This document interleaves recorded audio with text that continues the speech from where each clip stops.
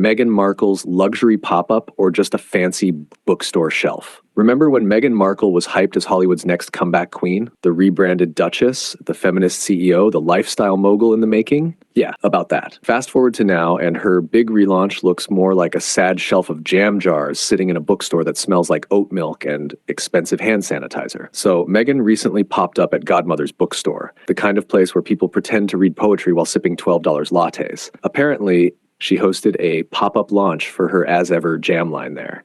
But calling this a launch is like calling a garage sale a fashion week event. The video shows Meghan arranging candles and jars like she's unveiling a luxury product line. Except it's literally happening on the second floor of a bookstore owned by her friends. Because when no major retailer wants your product, why not borrow a friend's shop and call it exclusive? Now, let's be clear. This isn't Harrods, Bloomingdale's, or even Target. It's a members-only bookstore lounge, which sounds classy until you realize it's basically a Montecito hangout spot for people who own too many beige sweaters. Picture this: a few ladies playing cards, one pretending to meditate, and Meghan's jam jars sitting on a shelf trying their best to look luxury. The scene feels less like a product launch and more like an influencer yard sale. And don't even get me started on the setup: a few candles, a fruit basket, and some jars lined up like they're auditioning for a cooking show.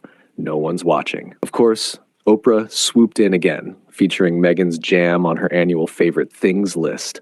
Because who needs real marketing when you've got powerful friends, right? Even that can't hide the truth. The buzz is fading, the shelves look empty, and the hype around Meghan's brand empire feels more like a group project that no one finished. At this point, maybe the jam should come with a free side of nostalgia, or the days when Meghan's name alone could crash a website. Because if this is the royal comeback we were promised, it's looking more like a soft launch that never left the shelf.